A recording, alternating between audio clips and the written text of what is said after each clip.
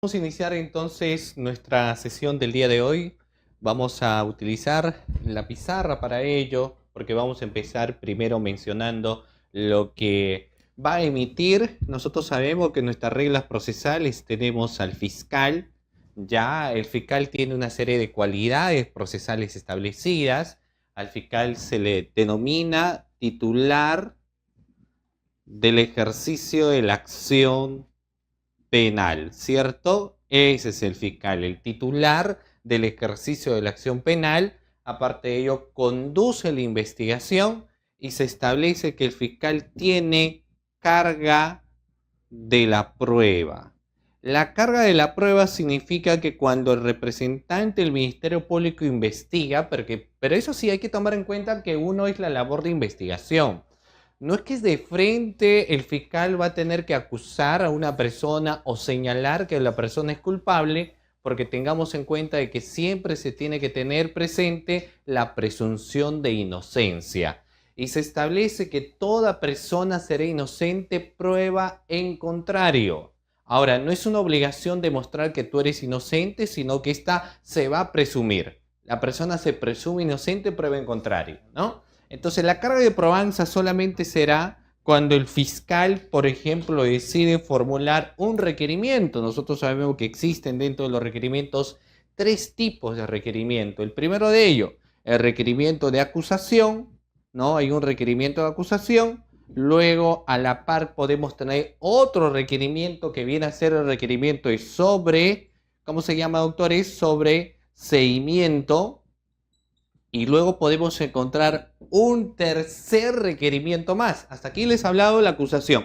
Cuando el fiscal decide acusar en el desarrollo del proceso de investigación, el fiscal decide acusar, lógicamente cuando encuentra, a ver, yo les pregunto, doctores, ustedes que se están conectando, no sé si acá podemos ver el Zoom, ¿sí? Por favor, ¿sí?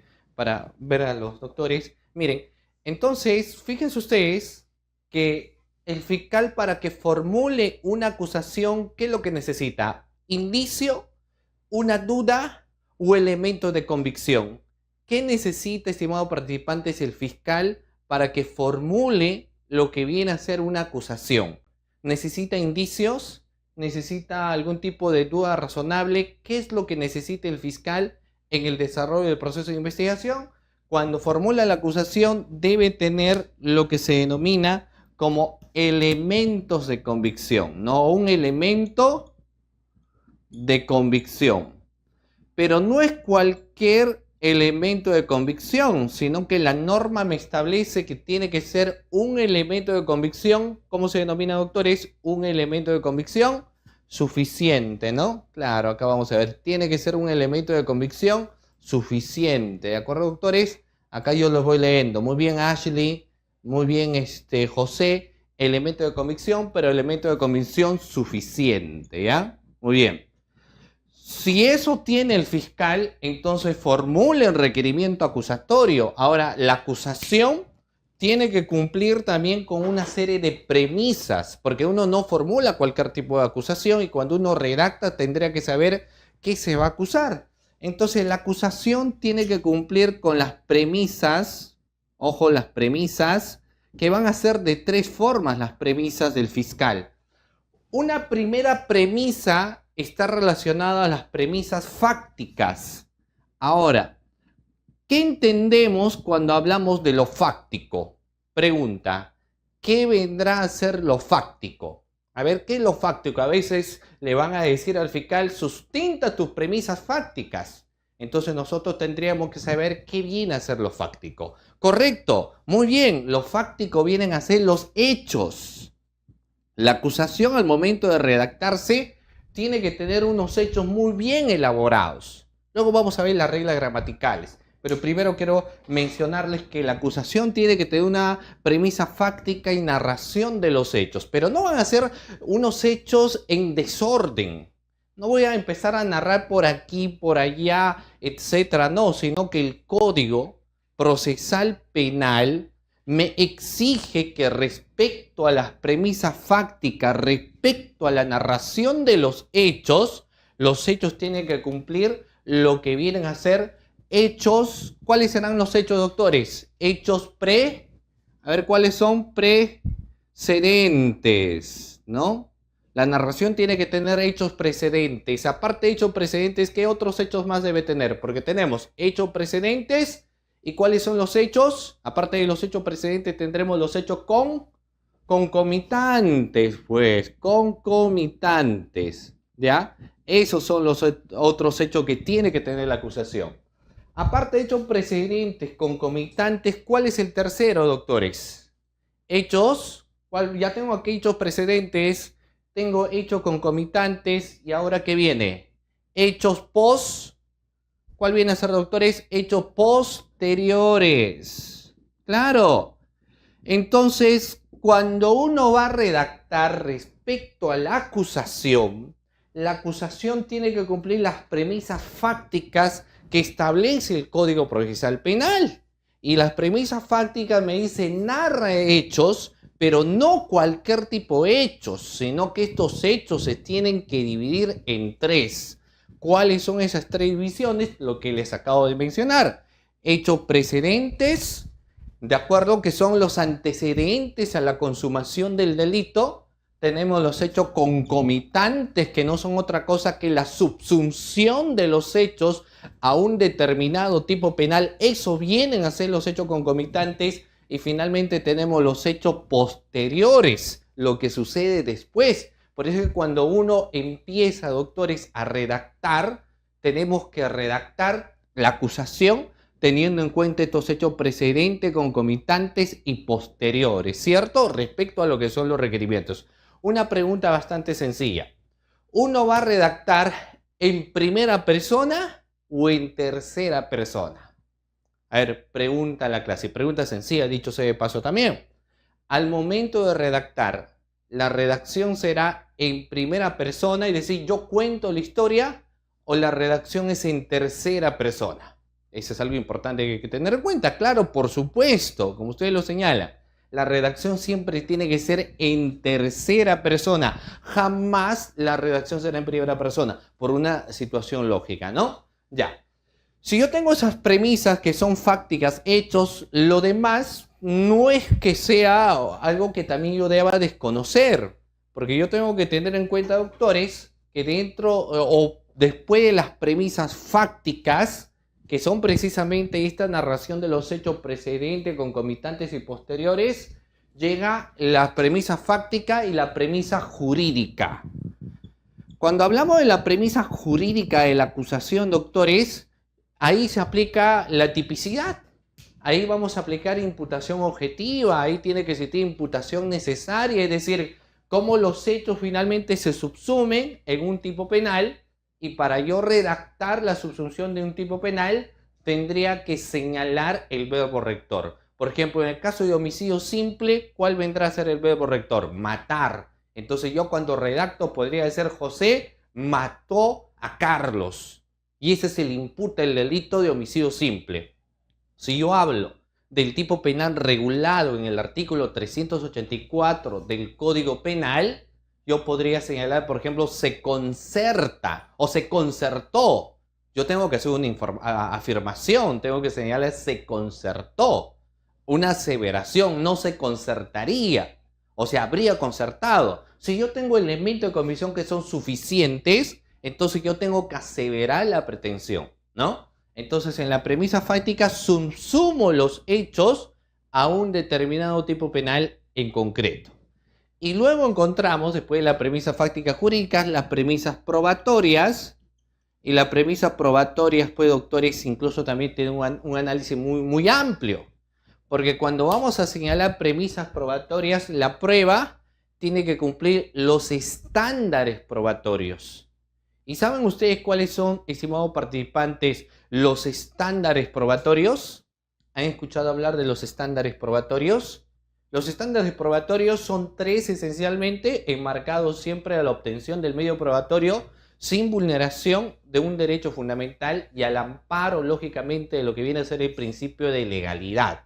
Ahora, si ese medio probatorio que yo voy a o lógicamente señalarlo en mi requerimiento acusatorio, tiene que cumplir, doctores, lo que son la pertinencia, la conducencia y la utilidad.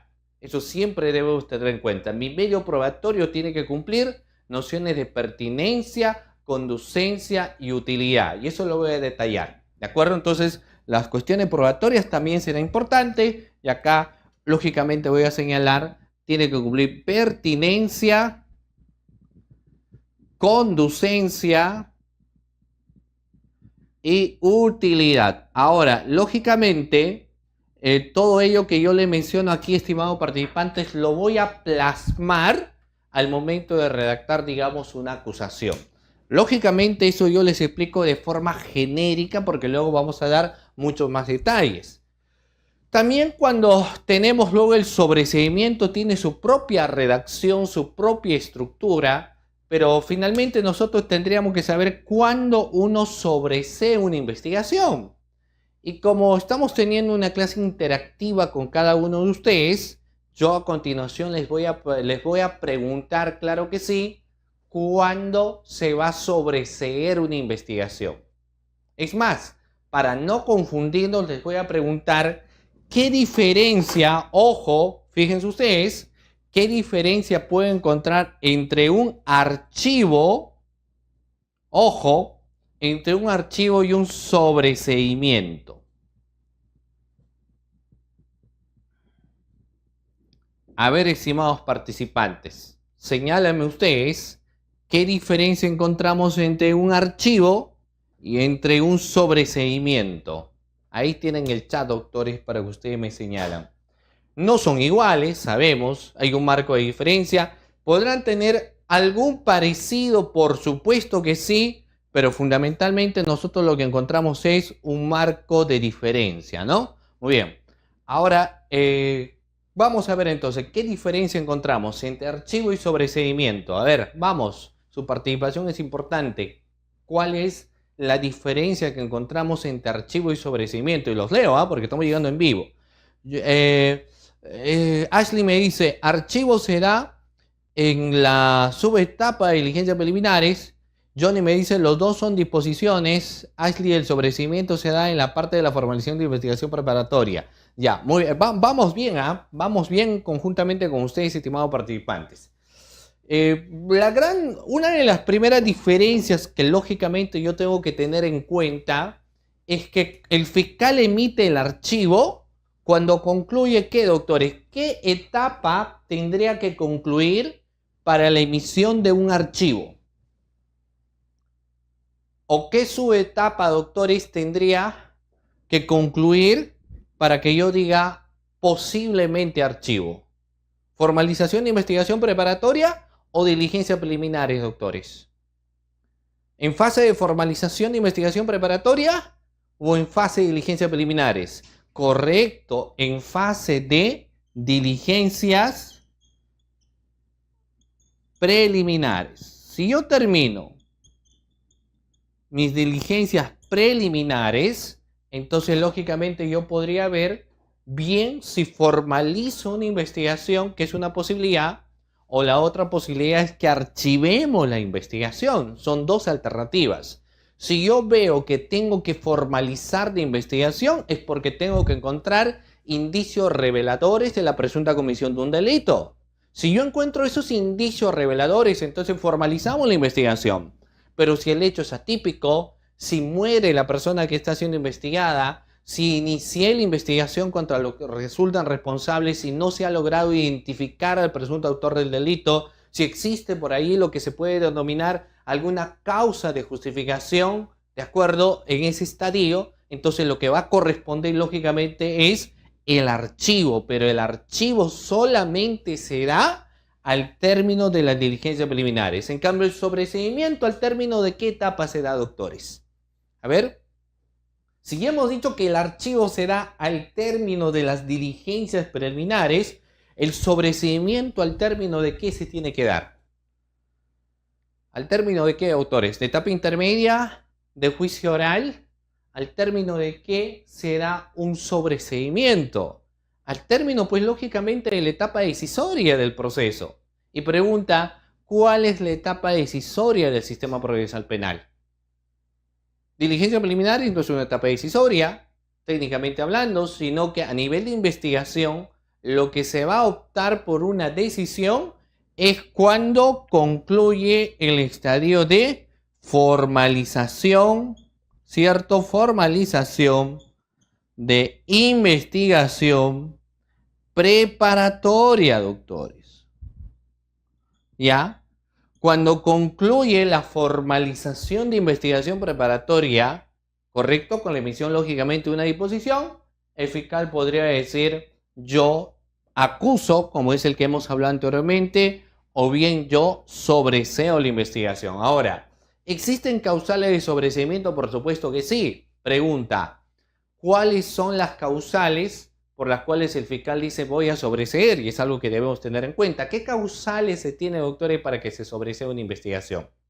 A ver, ojo, fíjese con lo que le voy a preguntar. Para la emisión del sobreseimiento yo tendré que decir: lo que pasa es que no he individualizado el presunto autor de un hecho delictuoso. ¿Qué opinan, doctores? Si yo digo, puedo sobreseer, fíjense ustedes con lo que les estoy preguntando, ¿puedo sobreseer la investigación porque no he identificado los presuntos autores de un delito? ¿Puedo señalar ello? No, ¿cierto? ¿Por qué no? ¿Por qué no puedo decir, mira, yo voy a sobreseer la investigación porque no he logrado identificar al autor o los presuntos autores del delito? ¿Por qué no puedo decir ello? Por algo bastante lógico, que yo no puedo formalizar sin saber quiénes son los presuntos autores de un delito. O sea, es imposible una formalización de investigación preparatoria con los denominados los que resultan responsables. Para iniciar mi investigación es otro caso muy diferente, porque si yo inicio la investigación sí podría decir: inicio la investigación por la presunta comisión del delito de lavado de activos, de crimen organizado, corrupción de funcionarios, cualquier delito contra los LQR, muy bien conocidos como los que resultan responsables de la comisión del delito. Pero eso cuando aperturo la investigación.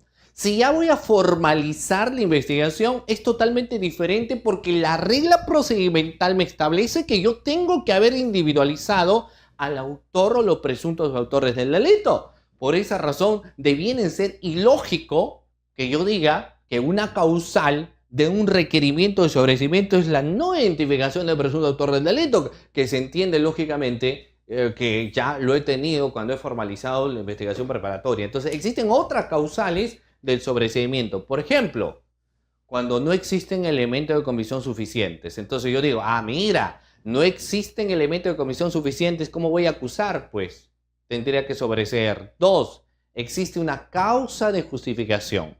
Existe una causa de inimputabilidad. El hecho no se ha realizado, o es imposible incorporar al desarrollo del proceso de investigación nuevos elementos de convicción. Esas son las causales por las cuales el fiscal dice voy a sobreseer la investigación. Y lo que nos interesa es aquí, pues, que uno de los requerimientos es el sobreseimiento. La diferencia es que se dan en esos estadios. Otro marco de diferencia es que existirá, doctores, pregunta, una audiencia de control de archivo. ¿Qué opinan? Existirá una audiencia denominada, fíjense con lo que les pregunto, doctores, ¿existirá una audiencia denominada control de archivo? No.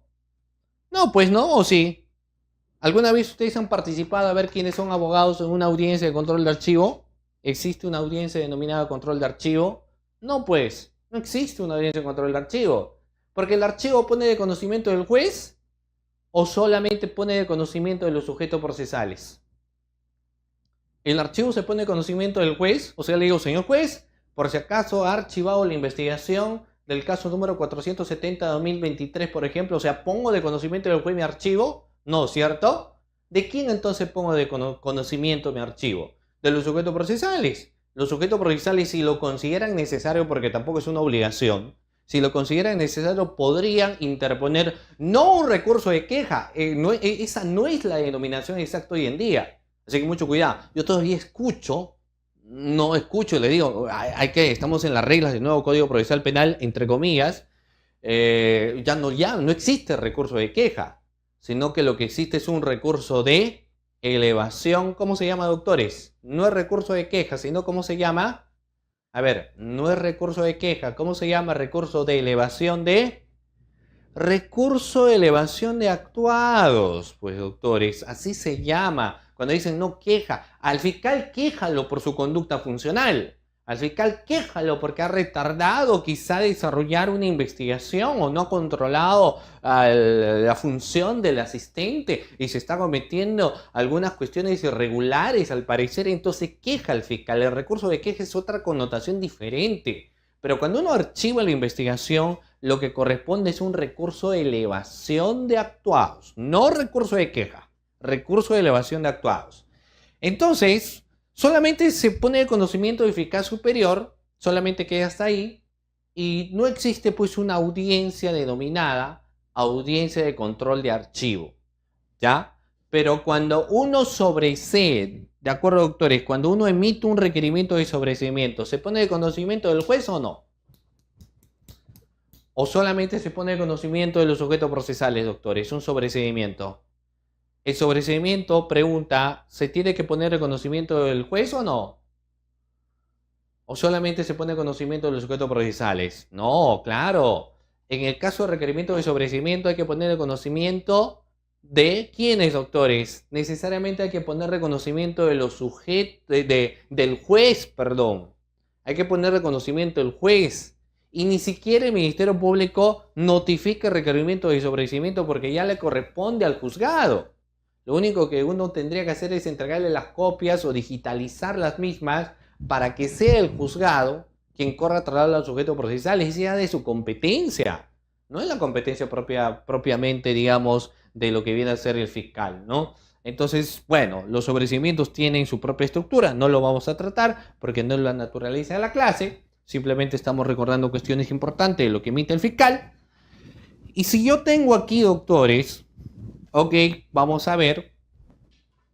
Tengo un requerimiento que es de acusación, tengo un requerimiento de sobreseimiento y la pregunta es, ¿me falta algún tercer tipo de requerimiento o no? ¿Me faltará, doctores, algún otro tipo de requerimiento? Porque hasta aquí tengo la acusación, hasta aquí tengo requerimiento de sobreseimiento. Pregunta, ¿me falta un tercer tipo de requerimiento o no? ¿Sí? ¿Y cómo se denomina ese requerimiento? Si yo investigo un caso donde existe pluralidad de agentes, yo investigo un caso donde existe pluralidad de investigados, entonces lógicamente, doctores, si yo, por ejemplo, tengo 10 personas que están siendo investigadas y de las 10 yo digo contra 5 sí encuentro elementos de convicción suficientes, contra 5 personas sí encuentro elementos de convicción suficientes, entonces formulo la acusación.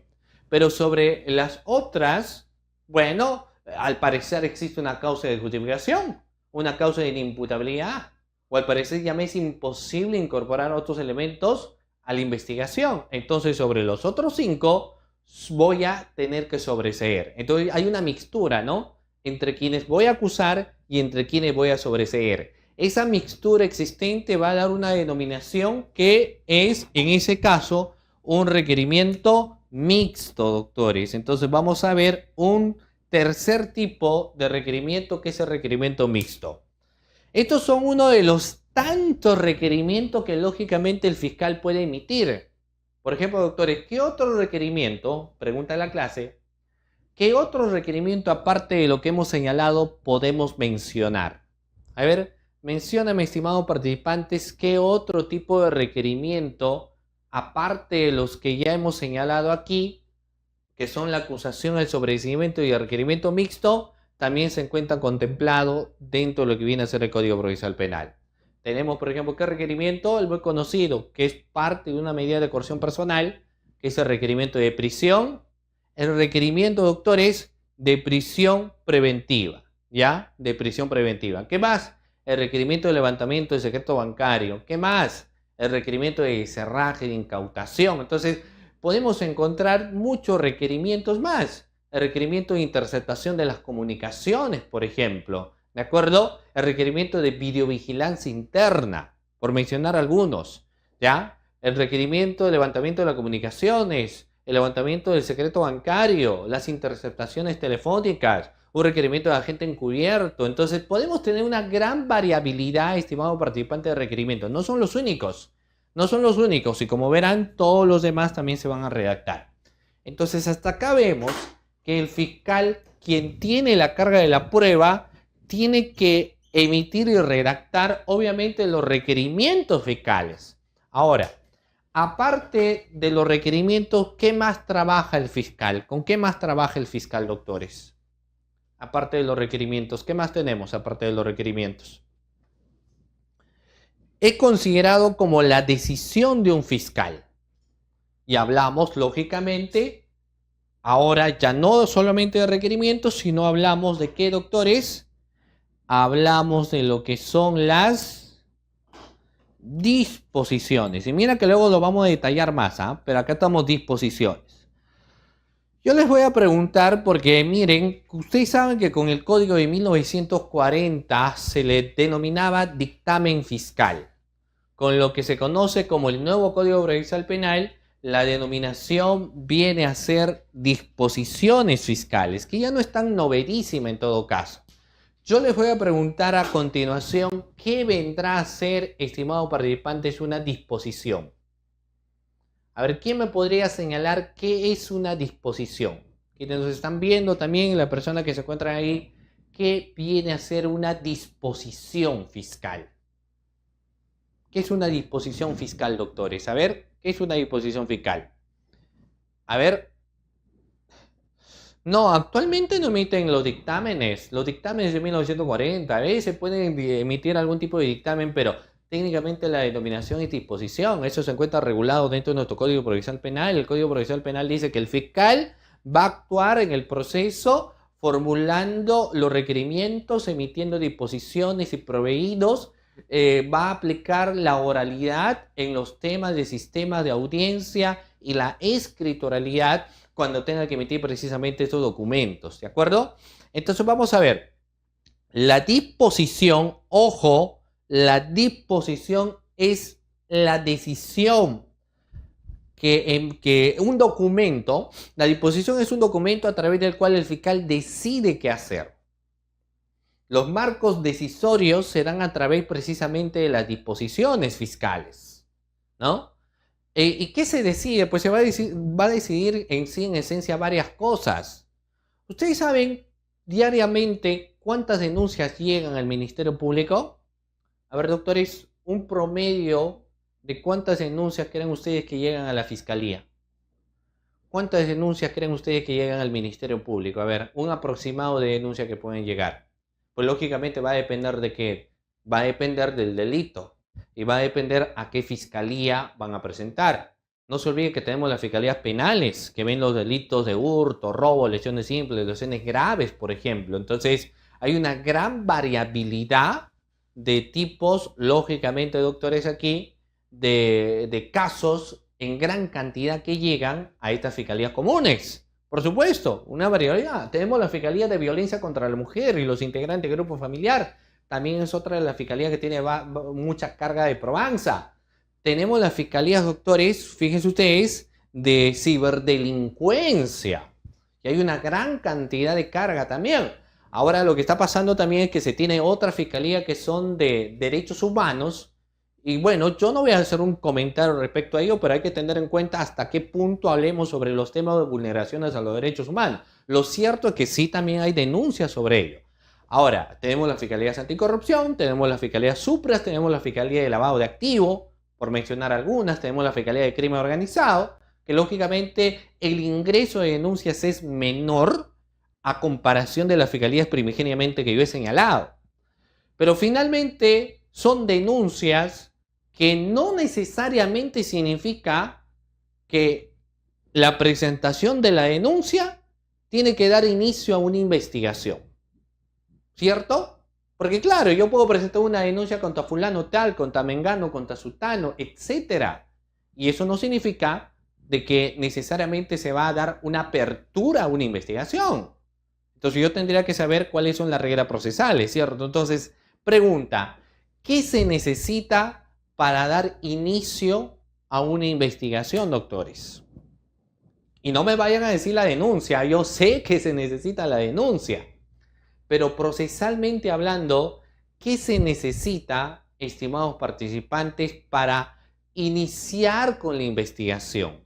¿Qué es lo que se pide? ¿Qué es la regla procesal que me dice? Si yo encuentro esto, entonces doy inicio a la investigación. Claro, yo sé que va a haber los hechos, pero yo necesito un indicio o una duda razonable. ¿O es que acaso necesito que me presenten pruebas? O sea, yo para aperturar le tengo que decir, ¿y dónde está la prueba?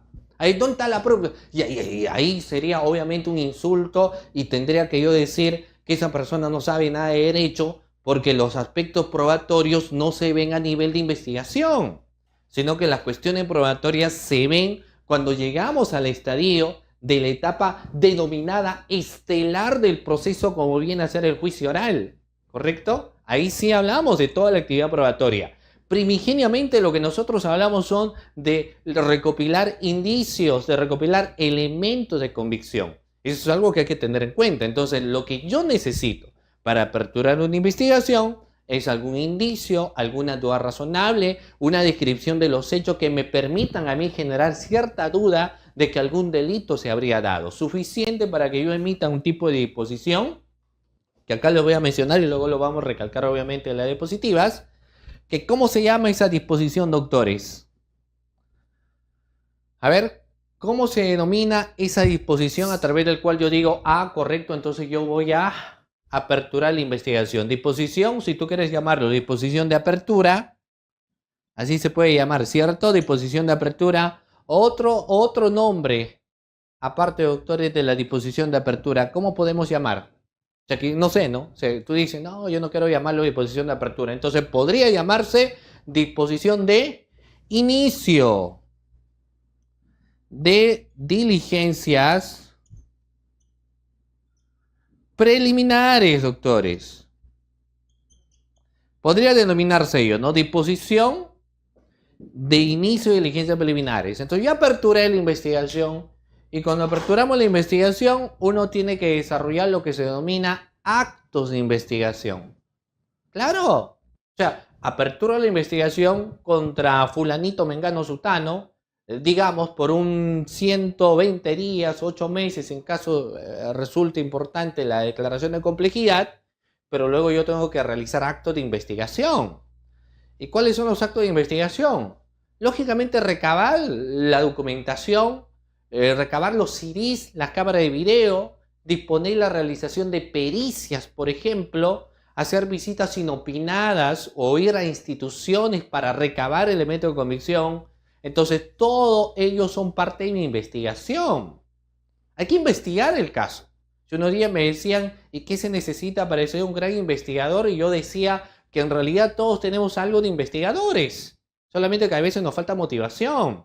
Si yo sé que va a haber un concierto, entonces voy viendo quién da menor precio, etcétera, voy buscando esas situaciones. Solo que, lógicamente, a nivel pues del Ministerio Público, cuando yo investigo o cuando vamos a investigar, muchos de los elementos de convicción se encuentran afuera, entonces tenemos que hacer visitas inopinadas, se tiene que hacer lo de cerrajes, las incautaciones, o lo que ustedes prefieren llamarlo como los allanamientos, pero ahí vamos a encontrar los elementos de convicción, no en el escritorio sentado cruzado las manos esperando la documentación que me puedan remitir. Uno tendría que ir a ese lugar para obviamente recabar los elementos de convicción, porque ahí está la prueba, salimos y no vamos a estar adentro, ¿no? Ya, bueno. Entonces, todo eso finalmente viene a ser la disposición o el contenido que va a tener la disposición de apertura. Pero vamos a remarcar algo importante, porque eso es importante que debemos tener en cuenta, doctores. Fíjense ustedes, miren, ¿y cuánto es el tiempo que yo tengo? O sea, ¿cuál viene a ser, estimados participantes, el tiempo para desarrollar, por ejemplo, una investigación? ¿Cuánto es el tiempo que se necesita, doctores? Depende de qué, depende del tipo de investigación.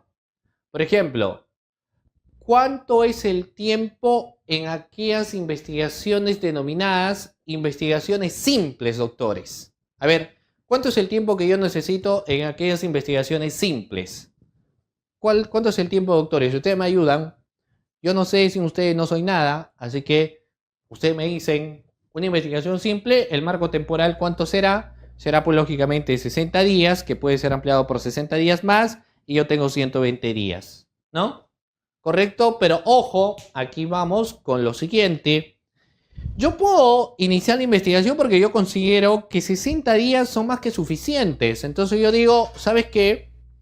60 días es suficiente para investigar. Eso es lo que yo creí primigeniamente. Que 60 días tendrían que ser suficientes para desarrollar una investigación. O sea, yo creo, ¿no? Yo pienso, 60 días son suficientes para investigar. Pero realmente a veces, doctores, el tiempo pasa muy rápido, ¿correcto? A veces uno no se da cuenta y el tiempo pues corre y pareciera que 60 días son enormes, pero sin darnos cuenta, semana tras semana, lo que va ocurriendo pues, doctores, es que mi plazo se acaba. Y si mi plazo se acabó, ¿qué es lo que tengo que hacer? ¿Cómo se llama? Ahí ingresa la pregunta. Aquella disposición, ¿cómo se denomina, doctores? Aquella disposición en la cual se establece, ojo, hay que tener en cuenta, que yo puedo, lógicamente, ampliar el plazo de investigación. ¿Cómo se denomina? Claro, ¿la disposición de qué, doctores? ¿Cómo se llama esa disposición? Si 60 días me han sido insuficientes, si yo quiero continuar con la investigación, ¿cómo se denomina? Disposición de ampliación, pues. Ahora, esa denominación, algunos han dicho, no, profe, no existe la denominación ampliación, sino se le conoce como prórroga. Entonces la pregunta es, bueno, yo no me hago ningún problema, ¿no? Porque igual el marco temporal hay que ampliarlo un poco más. Pero lo que nos señalan aquí, por ejemplo, es que la denominación que algunos prefieren señalar es como de prórroga de investigación preparatoria. Uno dice, esa es la prórroga de la investigación preparatoria, lo que fuese, señor. Pero son 60 días, en todo caso tú puedes prorrogar por 60 días más. ¿De acuerdo? Y si yo veo en todo caso que 120 días es insuficiente, el caso que lo tengo que declarar, doctores. Ojo, si yo advierto que 120 días son insuficientes porque digo, no, ¿sabes qué? 120 días han sido insuficientes, pues ya, ok. Entonces, ¿qué es lo que yo tendría que emitir, doctores? Tendría que señalar y decir, es complejo. Entonces, la otra disposición que uno podría emitir es la disposición de ¿cómo se denomina, doctores? ¿Cuál vendría a ser la otra disposición que yo podría emitir? A ver, la disposición de complejidad. Entonces lo que yo digo es, no, voy a emitir ahora una disposición denominada disposición de complejidad. Pero ahí la pregunta es, ¿y cuándo finalmente nos encontramos ante un caso denominado complejo? A ver, ustedes me ayudan. ¿Cuándo nos encontramos ante un caso denominado, doctores, complejo? ¿O es que a mí se me ocurre y yo digo, este caso es complejo porque sí? ¿O existirá causales de complejidad? Existe causales de complejidad. No es que a mí se me ocurre y digo, entonces 8 meses. No. Yo tendría que saber cuáles son las causales por las que yo la investigación lo voy a declarar como complejo. ¿Y cuáles vienen a ser esto, doctores? ¿Cuáles son las causales? Ustedes me ayudan. A ver, vamos. Una causal establecida en el Código Procesal Penal es la pluralidad de agentes, la pluralidad de investigados. Cuando se trata ello de pluralidad de agentes, pluralidad de investigados, de 3 hacia arriba entendemos, entonces lógicamente el caso será declarado complejo. ¿Por qué? Porque estamos hablando de pluralidad de agentes. ¿Cuándo más, doctores, el caso será declarado complejo? Ya hemos hablado, pluralidad de investigados o pluralidad de agentes. Pero ¿cuándo más es complejo? cuando, por ejemplo, tengo abundante. ¿Abundante qué, doctores? Si yo tengo ahí, tengo un promedio de 80 tomos, ¿no? Tengo un promedio de 120 tomos. Entonces, abundante documentación, también es complejo el caso. ¿Cuándo más, doctores? Ya hemos hablado. Pluralidad de agentes, abundante documentación. La pregunta es, ¿y cuándo más es un caso complejo? Causales de complejidad. Pregunta, ¿y si el caso es de crimen organizado, será complejo o no? Ojo, si es de crimen organizado, ¿es complejo o no? Por supuesto. Si el caso es denominado de crimen organizado, será complejo. Incluso la salvedad en el caso de crimen organizado no van a ser pues tus 8 meses producto de la complejidad de una investigación técnicamente hablando, sino que acá en el caso de crimen organizado lo que se tendría que ver es el tema de tiempo por grado de razonabilidad. Es irrazonable pues que yo tenga 8 meses solamente para desarrollar una investigación. Yo tendría que tener mucho más tiempo, ¿no? Entonces, como verán, doctores, nos podemos pasar pues toda la clase denominando disposiciones, disposiciones, disposiciones. ¿De acuerdo? Muy bien. Y luego tenemos, después de las disposiciones, hasta aquí tenemos, doctores, entonces, requerimientos, tenemos disposiciones, ¿y qué nos falta? ¿Qué nos falta, doctores? Tengo requerimientos, tengo disposiciones, ojo, requerimientos y disposiciones, ¿y qué me falta? ¿Qué me falta, doctores? Tengo requerimientos, tengo disposiciones y me faltan los proveídos, por supuesto, claro. Me falta, doctores, en ese caso, hablar de los proveídos. Y los proveídos, que vamos a ver luego en algún contexto de estructura, en realidad son de mero trámite. Porque al Ministerio Público diariamente llega una gran cantidad de documentación, esa es la verdad. Y de esa documentación abundante que suele llegar a las arcas del Ministerio Público, las tenemos que proveer. Y proveer, doctores, no es otra cosa que ordenarlos a tu investigación. Claro, por eso es que si me llega un escrito de apersonamiento, tengo que proveerlo. Por eso es que si me llega un escrito solicitando la reprogramación de una declaración, tengo que proveerlo. Si me llega un oficio a través del cual me remiten documentación, tengo que proveerlo. Es decir, todos, absolutamente todos los escritos que van a llegar, yo tengo que proveerlo. Existe una estructura de la providencia y eso lo vamos a señalar. Entonces, hasta aquí, doctores, ¿todo bien? ¿Sí? ¿Todo bien? Ustedes me van confirmando ahí, estimados participantes, ¿todo bien? ¿Sí? Borramos, ya. Todo ok hasta ahí, ¿no, doctores? No existe pues algún problema, entiendo yo, ¿no? No los puedo ver, si los pudiera ver, excelente. Muchos han estado pidiendo el tema de las PPTs, igual les dejo aquí mi número de WhatsApp, ¿de acuerdo? Para que si ustedes lo desean, me escriben y yo lo puedo proporcionar, que es el 997-588013, ¿ya? Ese es el número de WhatsApp, 997-588013, escriben y ya pues el equipo se va a contactar con ustedes también para que se les pueda remitir los materiales. Eso sí, tiene que escribir el día de hoy porque ya mañana empieza Fiestas Patrias, ya tenemos que ir al circo, tenemos que ir a la parada y todo lo demás. Me imagino que ustedes van a ir a la gran parada militar y entiendo que son patriotas como todos los peruanos, entonces, bueno, entiendo que van a estar ustedes ahí. ¿De acuerdo? Entonces aquí lo tienen, 997-588013. ¿Lo tenemos? ¿Sí? Ok, muy bien. Muy bien, doctores. Dicho esto, vamos ahora a pasar, a nuestra pizarrita. Oh, perdón, esto no es una pizarrita. Vamos a las PPTs. Me acompañan a las PPTs, ¿sí? Igual yo les voy a preguntar, ¿pueden visualizar las PPTs ahora sí?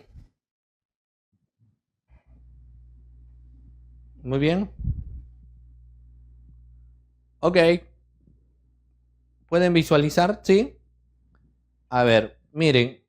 Vamos a ver entonces en ese sentido lo siguiente. Ok, miren. Acá empezamos con el primer tema. A ver, si me ayudan, por favor. Ya, ok. Ya, muy bien. Vamos ahora a pasar en esta esencia. ¿Pueden visualizar, doctores, me confirman las PPT? Sí, igual ustedes lo van a tener luego, pero sí, sí lo pueden visualizar, ¿correcto? Ok, fíjense ustedes, doctores, lo siguiente. Eh, Hoy en día, yo recuerdo, no sé si ustedes tal vez no, pero yo recuerdo que por los años 2021, no, 2001, 2001, 2002, se hablaba, doctores, mucho de la reforma. O sea, para aquellos entonces decía, vamos a hablar de la gran reforma, decían. Y yo decía, wow, la gran reforma. Sí, pues ahora ya no vamos a tener lo que vienen a ser solamente abogados de escritorio, sino que los documentos que se tengan, es decir, las hojitas, ¿no? Fíjese cómo nos han vendido humo, porque nos han dicho que estas hojitas ya no iban a ver en los despachos fiscales, ya no iban a ver las hojas en los juzgados. Así nos dijeron, así nos señalaron, nos hicieron creer que ya no iban a ver las hojas. Y porque lo que se decía es que lo que iba a ser imperante era la oralidad. No sé si ustedes se recuerdan, quizás no estudiaban todavía la carrera de Derecho, pero se decía, no, la oralidad iba a ser el principio emblema y lo que iba a acompañar pues todo el marco del sistema procesal, al imperio fundamentalmente la oralidad.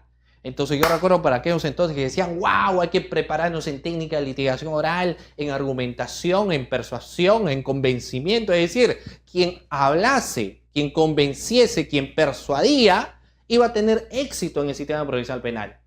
Pero llegó la reforma y todos quedaron como payasos, porque incluso cuando yo escucho hasta ahora, y eso me parece sí, increíble, lógicamente no voy a decir nombres, pero cuando dicen, no, lo que pasa es que el sistema procesal penal actual impera la oralidad y no debe haber documentos, es porque obviamente estoy seguro que esa persona, uno, no trabaja dentro del Ministerio Público y dos, seguramente tampoco litiga. Se dedica a otras cosas, porque quienes están dentro del Ministerio Público, fiscales, asistentes de función fiscal, sobre todo en el primer rango, saben que el tema de escrituralidad es una exigencia enorme. ¿Correcto? Sabemos que el plano de la escrituralidad, doctores, es enorme. Es decir, hoy en día, el profesional del ámbito jurídico tiene que saber redactar. ¿Cuál es la imagen de un abogado, doctores? Por lo menos hablo de un abogado penalista. Su terno, su peinado, el perfume que tiene, la corbata que se ha puesto, la forma de caminar como pingüino. Eso es la imagen del abogado. Claro, eso lo decía porque a veces veíamos que es lo primero que aprende siendo abogado. No, tengo que aprender a caminar como pingüino porque a los demás los tengo que mirar por encima del hombro porque soy abogado. Y al final le preguntas, ¿sabe los elementos de la teoría del delito? No sabe ni lo que es la conducta. Entonces, ojo, no es la forma en la cual tú te vistas. Ahora, con eso no estoy diciendo que no vas ahí con la corbata. Yo sé que la imagen para un abogado respecto al marketing es importante, pero lo que para mí y para muchas de las personas, obviamente lo que nos interesa es la forma en la que redacte ese abogado. Yo puedo ver una abogada o un abogado muy bien vestido, pero cuando me presenta su escrito de apersonamiento, yo digo, ay, pero ¿por qué me has puesto la coma, el punto y coma? ¿Por qué no has agrupado en párrafos? ¿Por qué pones después del signo de interrogación un punto? ¿Por qué no utilizas los conectores? Sencillamente pones émpero, o cuando presentan un escrito haciendo observaciones a la acusación, entonces la forma, porque claro, tú puedes ver a una persona muy bien, pero hay muchos, y eso estoy seguro que a varios les pasa, que cuando empiezas a leer su redacción dicen, uy, Dios mío, estaba todo bien hasta que empezó a redactar. Claro, porque hoy en día, fíjense ustedes, el abogado tiene que saber redactar. Y cuando hablo de abogado, estoy hablando no solamente de quienes son abogados defensores particulares, sino que también estoy hablando de quienes doctores. Estoy hablando de quienes son fiscales y estoy hablando de quienes vienen a ser jueces. Claro, todos ellos tienen que saber redactar. Porque les pregunto, ¿cuál es la otra denominación que le dan a un abogado? ¿Con qué otro nombre se le conoce, doctores, al abogado? al abogatus. ¿Cuál es el otro nombre que se le conoce al abogado, doctores? Y no me vayan a decir doctora. Algunos dicen doctor, doctor. No sé, yo creo que se hizo un argot, ¿no? Es como el médico. Muy pocas personas le dicen el médico, dicen vamos al doctor, ¿no? A ver, el doctor te va a curar. Entonces, alguien por ahí había dicho doctor, pues no, porque en México le dicen licenciado, por ejemplo. Y acá licenciados son de otros factores, de otros rubros, básicamente, educación, etcétera, ¿no? Pero ¿cuál es el otro nombre que le suelen dar a los abogados, doctores? ¿Cómo se le llama? ¿Tintirillos? ¿Cómo se le llama? O mucho cuidado, porque algunos dicen, no, los abogados también se lo conocen tintirillos. Una vez yo he escuchado, a mí la verdad me dio vergüenza ajena, porque un estudiante de Derecho decía, el abogado tiene que ser tintirillo. No sé de dónde habrá sacado esa palabra, el tema del tintirillaje, porque el tema del tintirillaje no es otra cosa que el palabreo, ¿no? La persona te dice, esto lo vamos a solucionar, esto vamos a pagar al juez, esto se trabaja de esa forma, y pues hay un desconocimiento de reglas procesales. ¿Cómo también se lo conoce el abogado? Letrado, pero el letrado, porque ellos dicen, mira, ustedes saben, no voy a hablar de otros temas más acá, pero ustedes saben que hay una gran repercusión en los abogados de antaño. Porque, por ejemplo, antes no había muchos abogados. Y antes los abogados leían más. Hoy en día los abogados litigan mejor, pero a veces leen menos. Ojo, no hablo de todo porque yo sé que existe una gran generación de abogados jóvenes, nuevos, que obviamente van a dar la talla porque van leyendo bastante y se van capacitándose. Por ejemplo, hoy jueves, mira, yo estoy sorprendido porque aquí en el Zoom son casi cerca de 100 participantes. No sé cuántas personas nos están viendo a través del TikTok. Pero fíjense ustedes, estimados participantes, que hoy siendo antesala feriado, donde muchas personas quizás están dando la diversión, se están yendo por varios sitios, ¿de acuerdo? Se están yendo de viaje, ustedes están aquí capacitándose. Y creo que no es porque no tengan plata, sino en realidad es porque ustedes quieren estar obviamente siempre en constante capacitación. ¿De acuerdo? Pero yo les comento un poco de los abogados de antaño, porque antes existía la laptop o donde redactaban los abogados, doctores. A ver, quizás alguno de ustedes proviene de un legado de abogados, tu abuelo, quizás no tu papá, pero tu abuelo, ¿dónde redactaba? ¿Qué utilizaba tu abuelo? ¿Una máquina de...?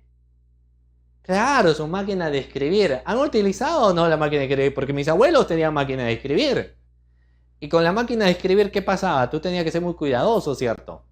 Porque si te equivocabas, ¿con qué borrabas?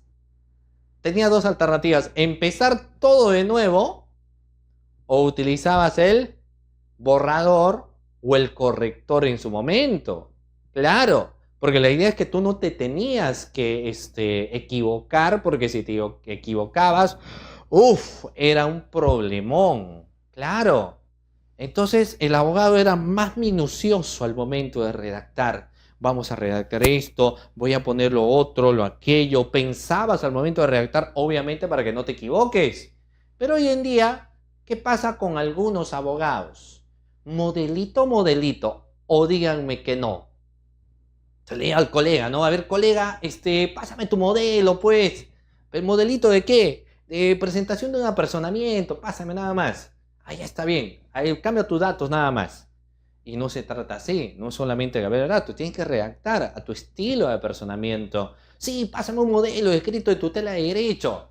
Oye, tú tienes ahí el artículo numeral 4 del artículo 71 del Código Procesal Penal, donde te establece en qué consiste o cómo tú amparas o vas a recurrir a la institución de tutela de derecho, ¿correcto? Entonces tú tienes que conocer, si tú conoces ello, no necesitas un modelito, tu misma inspiración, pues, porque nadie es el descubridor de la brújula, tú puedes redactar. El problema es cuando nos esperanzamos en el modelito y presentamos todo mal. Ahí va el problema, ¿no? Ya, bueno. Y ya dejas de ser esa denominación de letrado. Pero vayamos. A ver, otra vez estancó, me parece, las PPTs. ¿Sí? Estamos, las PPT, doctores. ¿Qué tal? ¿Cómo están? Ahí mientras que van arreglando las PPTs. Ok, ya tenemos algunas observaciones. Algunas recomendaciones. Miren, a mí me ha pasado, no sé si a ustedes, Pero por ejemplo, cuando tenía que revisar un trabajo universitario o cuando uno tiene que revisar por ahí alguna acusación, una formalización, una apertura, o cuando tenga que revisar, por ejemplo, incluso también un proyecto de tesis, o cuando tiene que revisar por ahí algún informe del abogado defensor, entonces tú empiezas a leer, agarras ahí y empiezas a leer y encuentras, bueno, fulanito de tal, bla, bla, empero, el siguiente párrafo, así mismo terminaba empero, terminaba eso, empero, y en la redacción encontrabas como 30 emperos y al último, finalmente. O a veces uno cuando lee empieza encontrando a sí mismo, a sí mismo, a sí mismo, por consiguiente. A sí mismo, a sí mismo, a sí mismo, por consiguiente. Y en el otro, a sí mismo, por consiguiente, empero. A sí mismo, por consiguiente, empero. ¿Qué es lo que está fallando ahí, doctores? Lo que acá establece. ¿Qué le estará faltando a ese profesional o estudiante de derecho que cuando al momento de redactar solamente me pone un a sí mismo, solamente me pone un empero y repite, ¿no? Con ello. Asimismo, empero, asimismo, empero, asimismo, empero. ¿Qué es lo que está faltando, doctores, ahí? Falta que conozca lo que son los conectores. ¿Qué conectores, doctores? Los conectores lógicos, pues. Yo ahora vamos a hacer, doctores, aquí, miren, una pequeña evaluación a ustedes, porque estos temas de talleres es importante que lo hagamos en realidad de manera presencial, pero aquí utilizamos otras herramientas para que ustedes también aprendan. Doctores, pregunta, ustedes van a ser evaluados, ¿de acuerdo? Mucha atención. En esta noche, siendo exactamente ahorita las 8:35, yo te voy a pedir que mínimamente, ya, o como mínimo, me plantees, estimado participante, 10 conectores lógicos. ¿Estamos de acuerdo?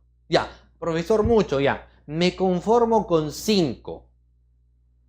5 conectores lógicos, doctores. Entonces, a continuación yo les voy a pedir a ustedes y a todos los que nos están viendo también a través de las diferentes plataformas digitales de juris.p, derecho a un clic, de que ustedes mínimamente pongan 5 conectores lógicos. A ver, y quienes obviamente se encuentran en el Zoom, también les estoy pidiendo de que puedan señalarme ahí la existencia de todos los conectores lógicos que ustedes conozcan. A ver, ¿conocemos o no conocemos? A ver, vamos, ahí vamos a darle como 30 segundos para que ustedes lógicamente podrían señalar. A ver, todos los conectores lógicos. Muy bien, Ashley. Muy bien, Angie. A ver, señálame, doctores, todos los conectores lógicos que ustedes conozcan. Todos sin excepción. Todos sin excepción. Mencióname todos los conectores lógicos. Por haber habido los que conozcas, todos los conectores lógicos. ¿Es importante esa evaluación? Por supuesto que sí, porque es la única forma que yo sepa. Porque es cierto que tú puedes tener un conocimiento teórico, pero eso no me garantiza que me vas a redactar bien. Para yo poder garantizar que va a existir una adecuada redacción, va a existir una redacción importante, yo tendría que saber que ese conocimiento que tú posees, ¿de acuerdo? En cuestiones teóricas, lo vas a plasmar de forma adecuada cuando tengas que redactar también. O quizás no lo vas a plasmar, pero eso finalmente luego lo vamos a ver. ¿Ya? Entonces veo las participaciones aquí. Muy bien, Lili. Muy bien, Juan. Gisela. Ahora, ojo, no hagan trampa porque no peguen, pues a veces ustedes se van a Google, ahí, a ver, todos los conectores lógicos, y ahí lo ponen, ¿no? Si no sabes, normal, ¿no? Porque finalmente, luego uno puede aprender. Lo importante son las ganas. Si pierdes las ganas no hay nada, pero mientras que siga manteniendo las ganas en querer aprender, se va a mantener esto ahí, ¿no? El fuego del estudio y demás siempre se va manteniendo, ¿ok? ¿Sí? Muy bien. Ok, no obstante, sin embargo, ok, ¿cómo vamos por ahí también en el TikTok? ¿Sí hay participación? Sí, ¿no? Ok, ok, muy bien, vamos. Entonces, vamos a ver. Ok, doctores. Ahora sí, felicitaciones a todos los que han puesto su conector lógico. A todos, ¿ya? Muy bien. Ok, doctores. Vayamos acá. ¿Pueden ver la PPT? Sí, ¿no? Sí, ustedes pueden ver. Entonces, como ustedes verán, aquí hablamos de los conectores lógicos. Aquí hablamos de la clase de conectores.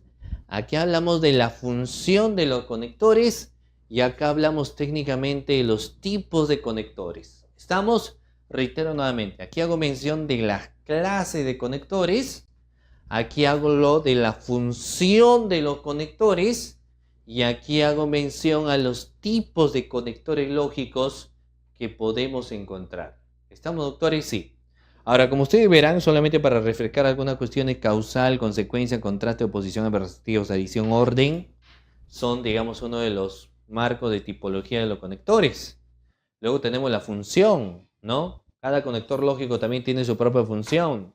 Y aquí ustedes pueden ver la gran variabilidad de tipo de conectores existentes. Por ejemplo, acá nos dice, ¿no? Si yo hablo de los clases de conectores causal, entonces yo voy a hablar que su función es señalar el motivo, la razón de algo y su efecto.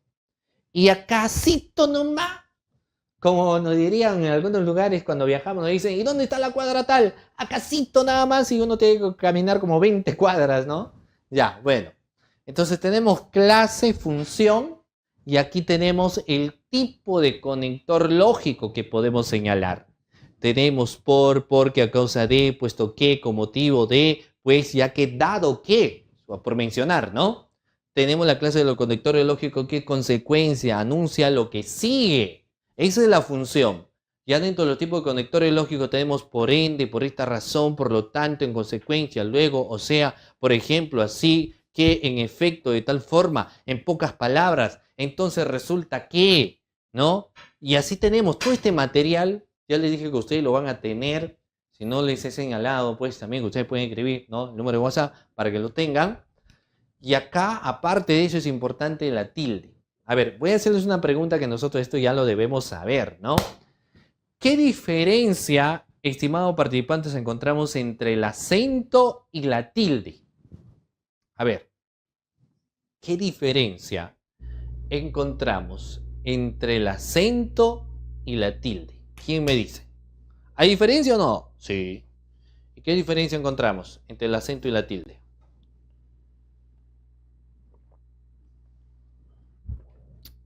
¿Cuál tiene la mayor fuerza de voz? ¿El acento o la tilde? ¿O ambos? Es una pregunta capciosa. Profe, fácil, pues. A mí me han enseñado que la mayor fuerza de voz es el acento. Y la raíz oblicua viene a ser la tilde. Así me han señalado. ¿Cierto? Este es el acento, mayor fuerza de voz, y esta es la tilde con la raíz oblicua. ¿Así nos han enseñado o no? Claro. Y yo recuerdo que mi profesorita, qué buena plata ganaba ella, me ha señalado pues que existen una serie de reglas del uso de la tilde. Y me han dicho que existen palabras agudas, llanas, sobresdrújulas y esdrújales y sobresdrújulas, perdón. Así me enseñó. ¿Se recuerdan de su profesora o no? De lenguaje, por ejemplo, ¿no? De caligrafía. ¿Y cuándo nos decía que llevan tilde las palabras agudas? Ah, las palabras agudas cuando terminan en NS o en vocal. Ok. ¿Y las palabras llanas cuándo llevan tilde? Ah, las palabras llanas cuando no terminan ni en N, ni en S, ni en vocal. Ok. ¿Y cuándo llevan tilde las palabras esdrújulas y sobresdrújulas? Ah, esa va siempre, siempre van a llevar. ¿Nos recordamos o no? ¿Se recuerdan? ¿Cuánto pasaron en nota, doctores, de lenguaje, de comunicación, de ortografía, de redacción? ¿Cuánto fue su nota? ¿No se acuerdan? Es importante, ¿no? Lo malo es que en la carrera de Derecho no todas las universidades tienen dentro del sílabo pues redacción. Ahí hay un problema. Como no tienen redacción, entonces más bien utilizamos las redes sociales y a veces a mí me da un calambre en el ojo porque, miren, yo les voy a comentar, y a veces, no sé, yo a veces converso y le digo, ¿cómo estás? ¿No? O sea, vamos acá, mire, yo les digo, a ver, hay que conversar ahí pues con los amigos, los conocidos, ¿no? Entonces, bueno, acá tenía el número de WhatsApp, ¿no? 997-588013. Ya, pero miren, yo a veces escribo o me escriben, me dicen, hola, profe, y a veces no sé por qué me ponen Oli. O sea, yo no sé si bloquearlo, no sé la verdad, pero así me escriben Oli y su carita. ¿Les ha pasado o no? Olis. Y otros todavía escriben Olis. O sea, y todavía lo que me escriben son abogados. No voy a decir nombres, obviamente. Pero ya sé que quienes saben quiénes me escriben así. Olis, me ponen. Y algunos me dicen, y yo le digo, hola, buenos días, doctora, ¿cómo está? Utilizando la redacción y todo, ¿no? ¿Cómo está? Y me ponen así, bien, pez. Entonces yo no sé si continuar el diálogo, no lo sé, la verdad. No, o no sé. Bien, pez, me dicen aquí, pues, ¿no? Y me ponen así. Entonces, uno dijera, pero eso no es, pues, claro. O darle clases, puede ser. Lo que pasa es que el subconsciente te traiciona. Entonces, si tú redactas ahí en tus redes sociales, es muy posible que cuando tú empiezas a redactar, vas a redactar mal. Por eso ten cuidado, ya no me pongas olis o oli. Pon hola, buenos días, ¿no? Ya, no tan formal, ya, pero pon así respetando la coma, el punto y coma y demás. Ahora, sí he visto muy buenas redacciones a través del WhatsApp, ¿de acuerdo? Donde me pone ya buenos días, ¿no? Estimado doctor. O buenos días, Sergio, ¿cómo está? Con su signo de exclamación, el punto seguido. ¿No? Le escribí a su persona. Sin embargo, si está usted ocupado, o sea, coma, señálame a qué hora sería el momento oportuno yo para poder llamarlo. Y te pone, entonces uno lee y dice, ah, qué interesante, ¿no? Esta persona así, da ganas hasta de escribir o llamarlo tú mismo. Pero si alguien te pone olis y luego te pone okis, bueno, no voy a decir nada, ¿no? No se me vayan a resentir, ¿ya? Pues no importa, ya escriben olis, pero sí, volvamos acá, sí, por favor, ya. O como dice, ok, acá, Jorge, ¿no? Claro. Hola, ¿qué tal? Está muy bien, Brenda. Excelente, Brenda. A veces te ponen así, pues no, hola, ¿qué tal? Hola, sin H, ¿qué tal? ¿No? O, obis. No sé, obis, no sé, ya. Bueno, hay que tener mucho, o sea, yo entiendo, pues uno está en la universidad, tal vez, pero si ya tú eres abogado, ¿cómo vas a poner un olis, pues? Un okis, un obis. Tú eres fiscal, juez, y te pones ocas. Bueno, no voy a decir nada, ¿no? Yo conozco a varios, ¿ya? No voy a decir nombre, pero algunos empiezan con la J, algunos empiezan con la P, con la E, con todo el abecedario, ¿ya? Muy bien. En fin, no se me resientan, ¿de acuerdo? Entonces, continuamos. Okis, muy bien. Vamos. Entonces tenemos el regla del uso de la tilde. Ok, vayamos. Ok. Entonces tenemos eso. ¿Solamente tendrá que hacer el uso de la tilde? No. Porque ¿qué más debemos tener en cuenta? Por favor, el punto. El punto hay que tener en cuenta. ¿Ok? Hay que tener en cuenta, por favor, el punto. Porque el punto me va a permitir a mí entrelazar idea con otra idea. El punto y coma también me va a ayudar muchísimo eso. Yo tengo que saber, por ejemplo, vamos a ver, miren. Acá tenemos algunas reglas gramaticales donde me establece si tiene que haber punto y algunas donde me establece que no tiene que llevar punto. Por ejemplo, el signo de soles o el signo de dólar, ¿tiene que llevar punto o no tiene que llevar punto? Es una pregunta sencilla, ¿ya? Pero que es importante que volvamos acá a la pizarra, que nosotros podríamos, en todo caso, responderla, doctores, por favor. Miren, vamos a ver aquí, ¿ok? Por ejemplo, el signo dólar. A ver, vamos a ver. O el soles. Vamos con el signo soles. ¿Es con punto o sin punto? ¿Es con punto o sin punto, doctores?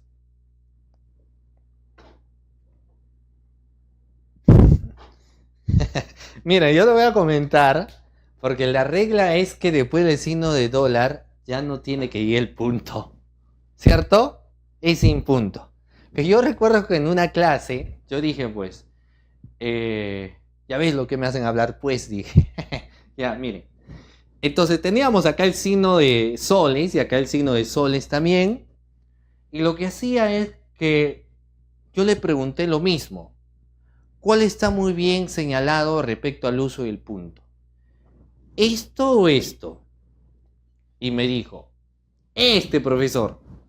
Yo le dije, pero tú sabes que ha existido una modificatoria, ¿cierto? Sí, pues, pero esto con el puntito se ve más bonito, me dijo. Ya, bueno, es que en realidad yo lo veo más bonito con el puntito también, no sé si ustedes. Pero si ya la regla me dice que no va a punto, entonces yo tengo que ir también respecto a ello. Otra cosa más, mire, la PNP, ¿cuál es correcto? PNP, PNP o PNP. ¿Cuál será el correcto, doctores? Vamos. ¿Cuál será?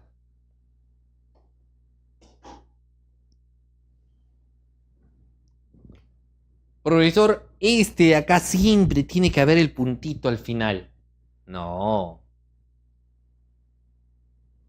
Descartado. Y ese de acá tiene que ir con su punto porque es Policía Nacional del Perú. Tampoco, ¿cierto? Descartado. Y esto tiene que ir, obviamente, es lo de cada. Ahora, yo he visto redacciones de abogados que me han presentado escritos señalándome P.N.P. Yo quiero creer que no lo hizo el abogado, sino lo hizo el practicante. Entonces el practicante, bueno, ¿no?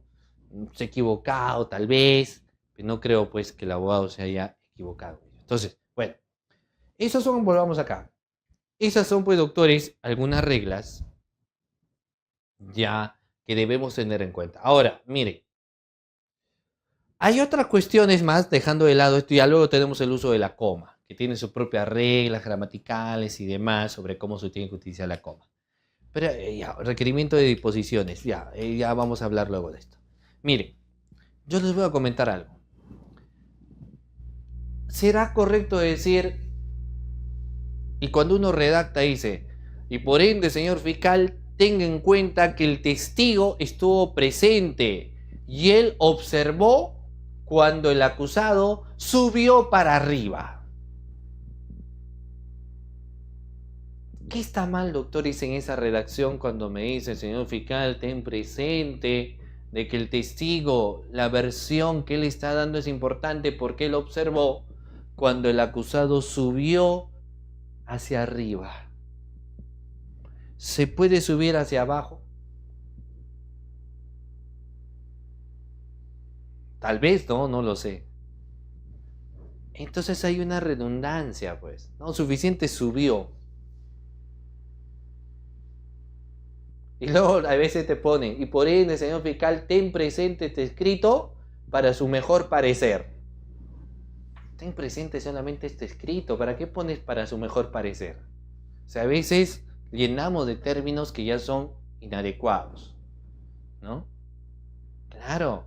O cuando a veces ponen, y por ende hay que tener en cuenta que el cadáver estaba muerto. ¿El cadáver puede estar vivo? No, pues el cadáver está muerto, ¿cierto? Entonces existen muchas redundancias en ocasiones cuando uno redacta. Por eso es que cuando vamos a redactar, la primera redacción por lo general tiene errores. Por lo general. Por más que seamos un capo, por más que redactemos bien o consideramos que redactamos bien y lo hacemos constantemente, por más que eso suceda, a veces en la primera existen ciertos errores. En ese sentido, hay que tener que revisar primigeniamente.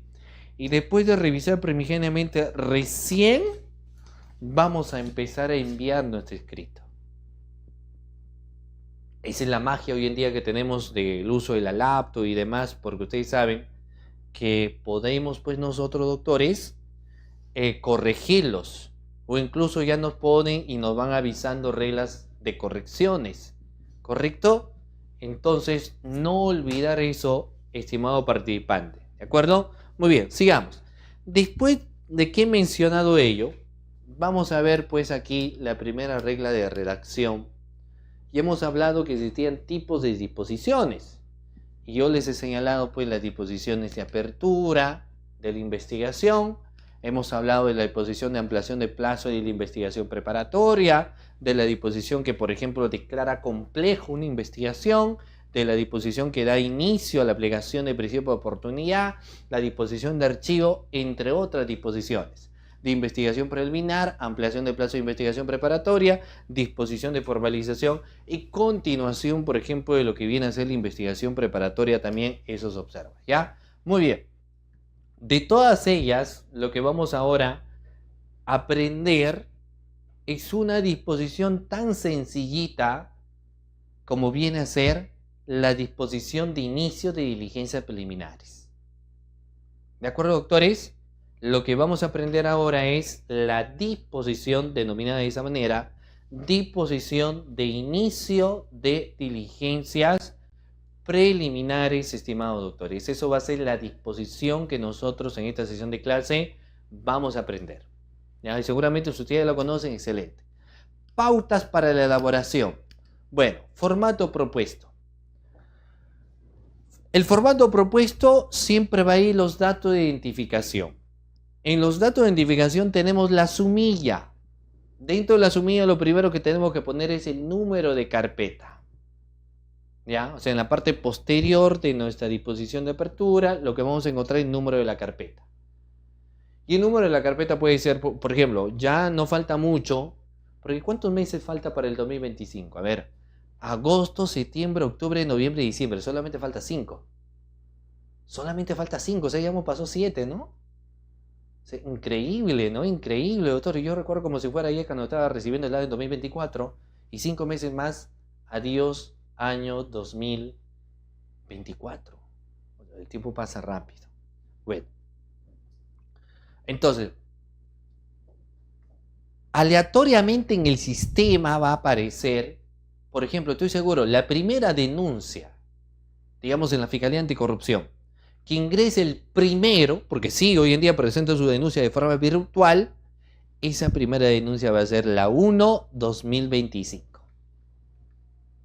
Y luego ahí va creciendo. 80-2025, 90-2025, 140-2025 y así se va teniendo el número de carpeta. ¿No? Eso es lo primero que tenemos que plasmar. Siempre, doctores, en los datos de sumilla, número de la carpeta. No es necesario el número de expediente porque cuando uno apertura la investigación todavía no lo tenemos. Pregunta a la clase, ¿cuándo se genera el número de expediente, doctores? ¿Cuándo se empieza a generar el número de expediente? A ver, ¿cuándo se genera el número de expediente? Cuando se pone el conocimiento del juzgado, o a través de una formalización de investigación preparatoria, o cuando hay una detención preliminar judicial, ¿correcto? Claro, entonces ya se va generando en esos casos el número del expediente primigeniamente. Entonces, no y ahí sí puedo poner el número de expediente, pero por lo general, cuando uno va a aperturar la investigación, es el número de la carpeta, ¿no? Solamente el número de la carpeta y no ingresa el número de expediente. Nombre de los imputados. Lo ideal es que nosotros pongamos todos los nombres de los imputados. Eso es lo ideal. Pero, ¿qué sucede si yo tengo, se me ocurre, 20 personas que están siendo investigadas? Entonces, imagínate que voy a ocupar demasiado espacio. Entonces, pondré solamente uno y otros. Claro, solamente voy a poner eso. Pero si yo no sé quién es la persona que todavía es investigada, entonces cuando pongo en los nombres de los imputados, ¿qué voy a poner, doctores? Ahí pregunta. ¿Qué es lo que tengo que poner cuando yo todavía no sé cuál es el nombre de los investigados? ¿Qué pongo, doctores, si yo todavía no sé el nombre de los investigados? ¿Qué pondremos? A ver, vamos a quedar la pizarrita. Miren, vamos a la pizarrita, ¿ya? Muy bien, doctores. Ya hemos pasado cerca de hora y media. Y yo sé que estamos patriotas, no traje mi escarapela, 1000 perdones, ¿de acuerdo? Pero quiero aprovechar también para preguntarles, a propósito de la fiesta patria que ya van a venir, quiero preguntarles, estimados doctores, desde qué parte de nuestro hermoso Perú están conectados en esta sesión de clase. A ver, ¿de qué parte están conectados, doctores, ustedes? A ver, ahí voy viendo. Del Callao, de Ate, ¿de qué otros lugares más están conectados, doctores? De Arequipa, de Huánuco, de Los Olivos City, Chantal, Los Olivas City, no, Cusco. Estábamos hablando de las reglas, de las reglas de redacción. Ok. Estadio, ya, Puente Piedra, Ancash, Huaraz, Gregorio, Ángel, Arequipa. Ok. ¿De qué otros lugares están más, doctores? Ahí tenemos de Caraballo. El de Coma City me dijo Caraballo City. Creo que la doctora creo que fue. A ver, Ana Eva de Chimbote. Excelente, muy bien conectado. ¿Qué otros lugares más están conectados, doctores? De Karen de Tarapoto también, excelente, muy bien. Isabel Piura. Les comento que íbamos a viajar a Piura, pero ya no, esperemos para la próxima viajar. ¿Ya? Muy bien, entonces ahí están, ¿no? Ahí están. San Juan de Miraflores, Aire, Isabel, Kevin Chimbote, John Ica. Ok, entonces, excelente, doctor. Están ustedes conectados desde Loal, desde toda la parte de nuestro territorio nacional. Ok, muy bien, están conectados de diferentes lugares. No se olviden estas fatras, consumir su ceviche, escuchar si desean el mensaje de la nación, si no, no lo escuchen, no pasa nada. También aprovechen a ver la parada militar, si desean van al circo, ya aprovechen estos feriados. Después, si no, capacítense, siguen los cursos que realiza, obviamente, yuri.p, derecho un clic. ¿Ya? Ok, muy bien. Después de saber de qué parte están conectados, doctores, la pregunta era si dentro de la sumilla. Ok. Cuando poníamos imputado,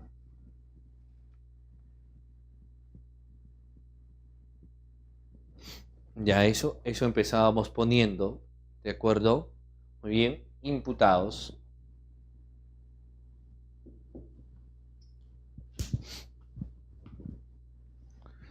Cuando poníamos imputados, doctores, o imputados,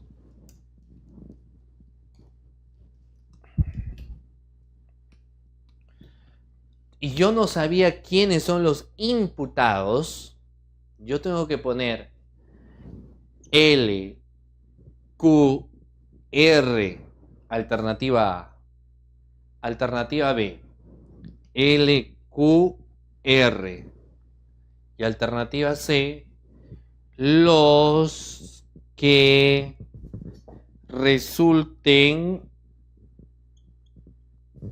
responsables.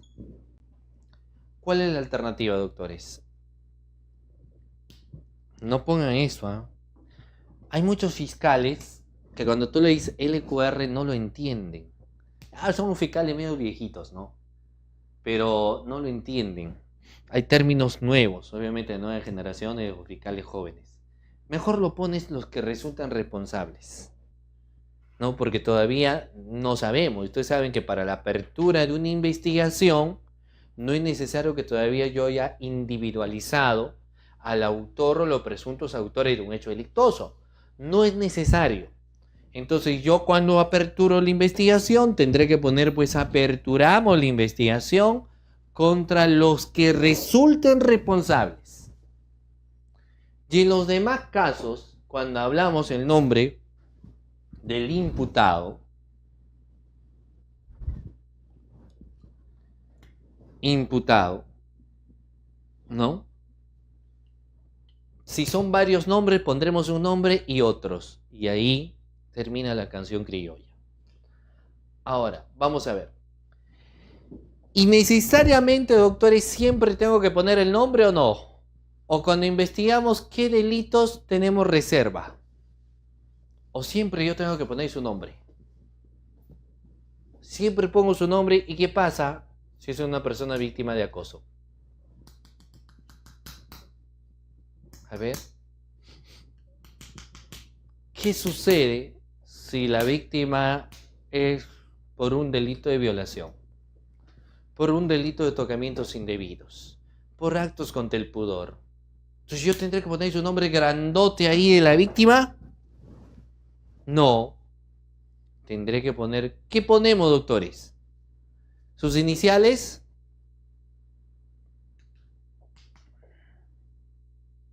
¿Sus iniciales de su nombre? ¿O ponemos otras iniciales?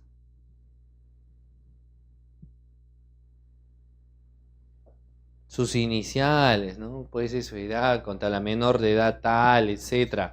Nombre y apellido de sus iniciales. Ok, gracias. Claro, eso es lo que vamos a poner aquí técnicamente, ¿no? Las iniciales de la persona, quien lógicamente, doctores, pues habría, o no se encontraría, o habría cometido pues algún tipo de hecho delictuoso, delictivo, ¿ya? ¿Y el acusado, pongo su nombre o no? Y de la persona investigada, del agraviado no ponemos. ¿Y del investigado ponemos o no? ¿Ponemos o no cuando aperturamos? Sí, ¿cierto? ¿Y qué pasa si luego es inocente? ¿Hay problemas? Sí, pues, pero parte de, no hay que tener mucho cuidado. Ya, pero bueno, entonces hay que tener en cuenta que en el nombre del imputado podemos poner LQR, pero no el LQR así, sino tendría que poner lo que resulta responsables, de esta manera. Tendría que señalar de esta forma.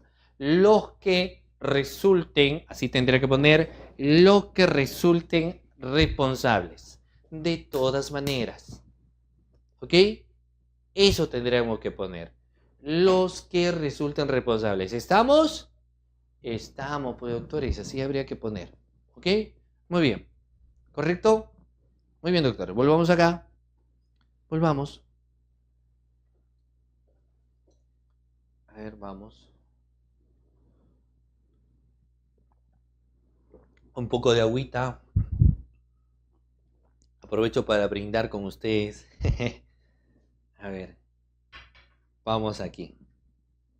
Entonces teníamos dato de identificación, número de carpeta, nombre de imputado, nombre del agraviado, el delito atribuido, eso tiene que ir de todas maneras, número de la disposición fiscal, que casi siempre viene a ser la disposición número 1, el lugar, Lima, Julián, Camoquego, Arequipa, Lambayeque, lo que fuera, y la fecha de inicio de la investigación. Todo eso tiene que ir dentro de los datos de identificación, ¿de acuerdo? A ver, por favor, la diapositiva también, ¿sí?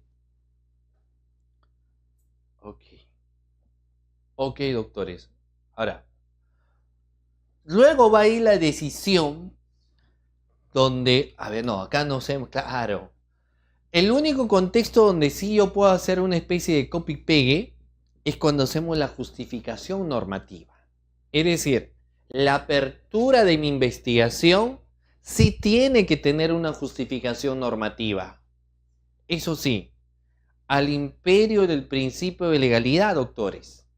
¿De acuerdo?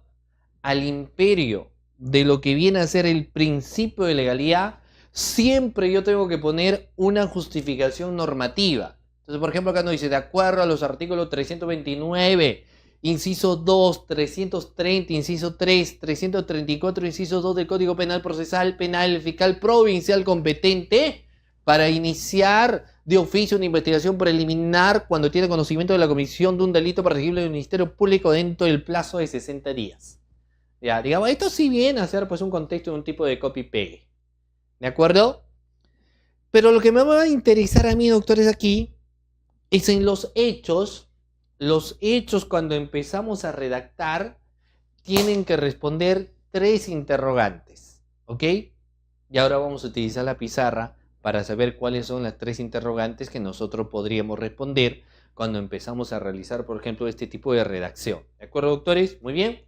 Sigamos. Acompáñenme, por favor, aquí a la pizarra. Ok.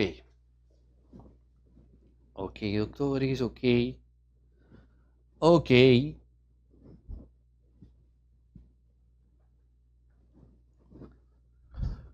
Muy bien.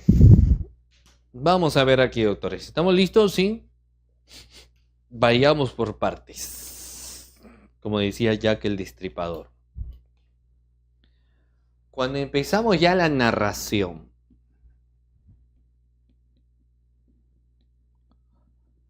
de los hechos,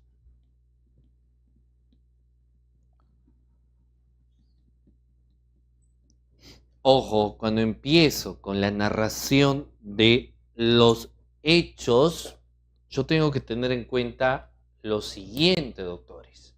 ¿Ok? Narración de los hechos tengo que tener lo siguiente. Estoy hablando del inicio de la apertura de una investigación y tenemos que responder 3 interrogantes. 1, 2, 3. ¿Cómo?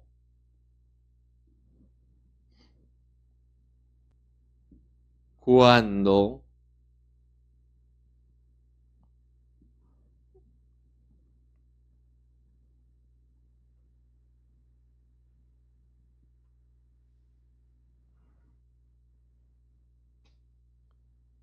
Ya. ¿Cuáles son las 3 interrogantes, doctores, que siempre debemos tener en cuenta? Tomemos nota. ¿Cómo? ¿Cuándo? ¿Y dónde? ¿Ok? ¿De acuerdo, doctores? Cuando yo voy a hacer una redacción de una apertura de una investigación, yo tengo que responder 3 interrogantes siempre. ¿Cuáles son esas 3 interrogantes? ¿Cómo, cuándo y dónde? Empecemos señalando que la primera interrogante a responder va a ser ¿cuándo? ¿Por qué es importante, doctores, que al momento de redactar yo tenga que saber cuándo se han dado los hechos delictuosos? A ver, ¿quién me señala dónde radica la importancia que cuando yo redacto tendría que poner cuándo? ¿Cuál es la importancia, doctores, de poner cuándo? ¿Por qué tengo que saber cuándo? ¿Quién me dice? Claro, en la narración de los hechos, porque yo tengo que poner cuándo.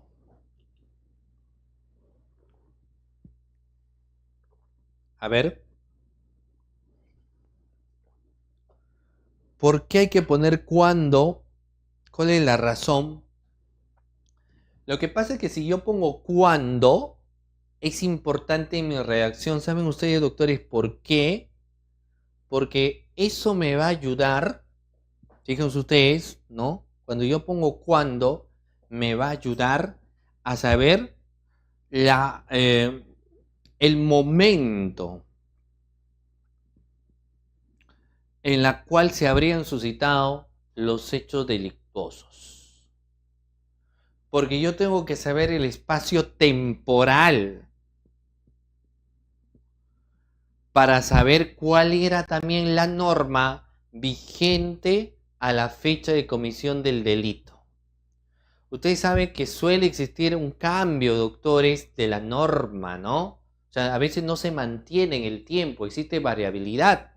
Y hay personas que me pueden denunciar un acontecimiento de hace 5 años atrás, de hace 6 años atrás. No existe ningún problema mientras que no haya se extinguido la acción penal, mientras que no exista la prescripción del delito.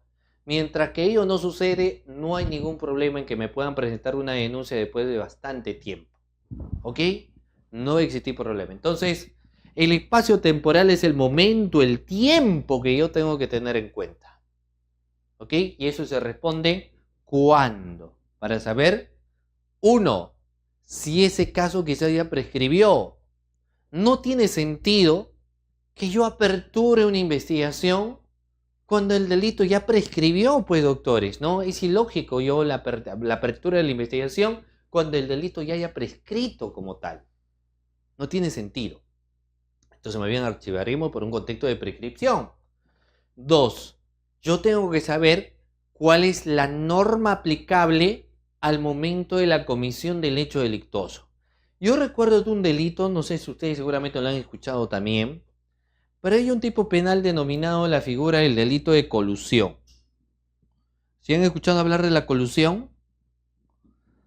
La colusión es un tipo penal de infracción del deber, es uno de los delitos contra la administración pública. La colusión técnicamente se encuentra regulado en el artículo 384 del Código Penal. Casi le digo Código Procesal Penal, es Código Penal. El delito de colusión tuvo una modificatoria.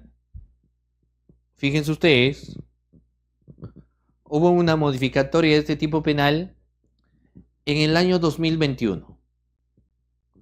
Ahí se modificó. Hubo una modificatoria bastante sustancial en el año 2021, estimados participantes. ¿Les parece o no? ¿Sí? Pero, ¿qué pasaría si la persona me denuncia un suceso por delito de colusión del año 2020? ¿Y cuándo me presenta la denuncia? Este año. Me presenta la denuncia el año 2024. Ahí me presentó la denuncia. ¿Ok? Me dijo, aquí toma la denuncia. Pero son sucesos del año 2020. La pregunta es, ¿cuál viene a ser el artículo que nosotros utilizamos? ¿O cuál va a ser el tipo penal que hay que utilizar? El tipo penal del año 2021, porque ahora me ha presentado lo que viene a ser, doctores, la denuncia, o el tipo penal que nosotros tendríamos que plasmar es la del año 2020. Si los hechos se han suscitado en 2020, ¿cuál planteamos? ¿El del 2021 de la modificatoria o el del 2020? ¿Cuál planteamos, doctores? ¿Cuál planteamos? A ver. Claro. ¿Por qué hay que plantear el del año 2020? Porque es el tipo penal que estuvo vigente al momento de la realización de los hechos, ¿o no? Claro. Es el tipo penal que estuvo vigente al momento de la realización de los hechos, por ende será el que se tiene que plasmar, el que se tiene que plantear, el que se tiene que presentar. Claro. 2037. A ver, ¿quién dejó 2037? ¡Gisela! Entiendo que el 2037, esto me recuerda, ha salido, me parece unos días, una audiencia que están programando para el 2037, doctores. No sé si han escuchado. ¿Sí? ¿Han escuchado? Ha sucedido una vez en la selva, creo así, ¿o no? No recuerdo, pero ha salido una audiencia que habrían programada para el año 2037. Qué abusivo, pues, ¿no? O sea, ni siquiera el juez quisiese 2037. Y luego sacaron, si mal no me equivoco, o sea, cualquiera dice, pues, mira, hemos planteado la audiencia para el año 2037, uy, error de tipeo. ¿Cómo te van a plantear, pues, para el año 2037? No te pases. Pero lo que han hecho es reprogramar. Al día siguiente he dicho, no, porque si es un error de tipeo, declaramos nulo, pues. Claro, no hubo un error de tipeo, no se da efecto esa fecha, error de tipeo como tal, involuntario, y la fecha adecuada es tal. Pero ¿qué es lo que han hecho? Reprogramar. Es decir, no, te íbamos a mandar al año 2037, pero en realidad ahora vamos a retrotraerte no sé a qué año le han dado, ¿no? Muy bien. Por un caso incluso de tocamiento de acto contra el pudor por sobrecarga está bien, pero 2037, a lo mejor reprograma 2080, ¿no? Más seguro allí para que me prepare mejor. ¿Ya? Vamos a ver. Entonces, fíjense ustedes que cuando nosotros respondemos cuándo, es porque nosotros queremos saber el marco de momento temporal de la comisión de un delito. Entonces, si en el caso del delito de colusión ha existido una modificatoria en el año 2021, en ese año se dio la modificatoria, estimados doctores, lógicamente si me presento un hecho del año 2020, ese es el que ha sido vigente al momento de la comisión del delito. Y eso es lo que finalmente yo voy a tener que trabajar. Entonces, por eso hay que responder siempre el interrogante ¿cuándo se dio? Luego, ¿dónde? ¿Quién me dice por qué hay que responder el interrogante ¿dónde? ¿Por qué hay que responder, doctor, el interrogante ¿dónde? ¿No? Que esa es otra pregunta también. ¿Por qué hay que responder ¿dónde? Porque lógicamente, pues, doctores, fíjense ustedes, ¿no? Yo tengo que responder ¿dónde? Por el tema de competencia, pues. Puedo ser que tenga jurisdicción, pero no necesariamente tengo competencia. Por eso es que yo necesito que tú me señales, que tú me menciones dónde es lo que se ha dado, los sucesos, los hechos de carácter delictuoso. ¿Dónde? Claro, hay que responder ese interrogante también, ¿dónde se dio, ¿no? Los hechos delictuosos, acontecidos, etcétera, ¿dónde?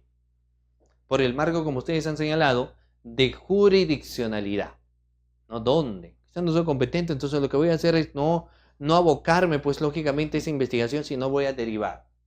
Y finalmente, cuando hablamos cómo ya viene a ser, pues, doctores, la descripción de la conducta, ¿ya?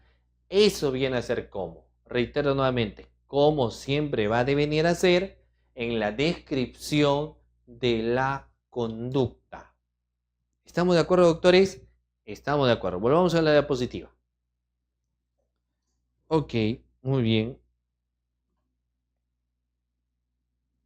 Ok, doctores, miren. Entonces hemos visto aquí justificación normativa. Estamos viendo, pues, el objetivo, y en los hechos es donde ¿cuántas interrogantes? A ver, pregunta la clase. ¿Cuántas interrogantes respondíamos, doctores, cuando empezábamos a plasmar los hechos? ¿Cuáles eran las 3 interrogantes para redactar los hechos? Son 3, ¿cierto? Correcto, muy bien. 3. Alguien no me vaya a decir 2037. ¿Ah? Quiero, ¿quién es el participante que respondió acá? A ver, bueno, ya lo perdía. Ah, Gisela G. ¿Dónde está Gisela G? La vamos a ubicar ahora, Gisela. Vamos a ver. Entonces, hay que responder las 3 interrogantes. Ah, ya que Gisela dice aquí, doctor. Muy bien, Gisela. Ok, muy bien. Entonces, hay que responder las 3 interrogantes, que son cómo, cuándo y dónde. ¿Ok? Respondemos las 3 interrogantes, cómo y cuándo, dónde. Después de eso, otra vez lo plasmamos aquí, doctores. A ver, después de haber respondido esas 3 interrogantes, cómo y cuándo y dónde, que resulta, como ustedes saben, muy importantes, ¿no? Luego de eso, pues, ya, bueno, esto lo dejamos ahí, el archivo. Luego de ello viene la decisión. En el marco de decisión es cuando el fiscal decide por cuánto tiempo aperturar una investigación. El fiscal decide la apertura de una investigación, el inicio de diligencias preliminares, que puede ser por un plazo, dependiendo, ¿no? Si es un caso simple, podemos iniciar la investigación por 60 días, o quizás 90 días, o 120 días, va a tener variabilidad. Y luego de ello, hay que determinar, pues, lo que vienen a ser los diferentes actos de investigación.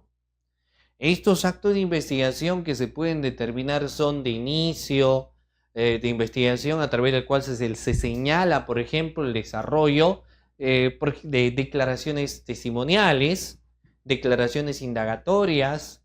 Tenemos que recabar elementos de convicción externos o internos. Toda esa actividad se va a desarrollar aquí, doctores, cuando se decide qué hacer y finalmente la firma, ¿ya? Y ahora vamos a pasar, pues, vamos a pasar a las providencias fiscales. Pregunta a la clase: ¿qué vendrá a ser, doctores, un proveído? A ver, ideas. ¿Qué es una providencia, doctores? A ver, ¿qué ideas tenemos cuando hablamos técnicamente de los proveídos? ¿Qué es un proveído?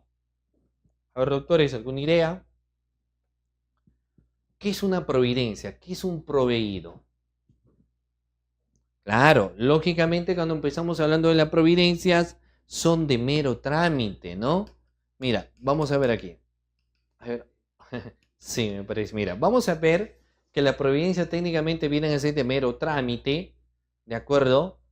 Y vamos dentro de ello a observar que existe o cuándo vamos a aplicar los proveídos en los diferentes escritos que puede presentar, por ejemplo, el abogado defensor particular. ¿Y cuáles son los escritos que suele presentar?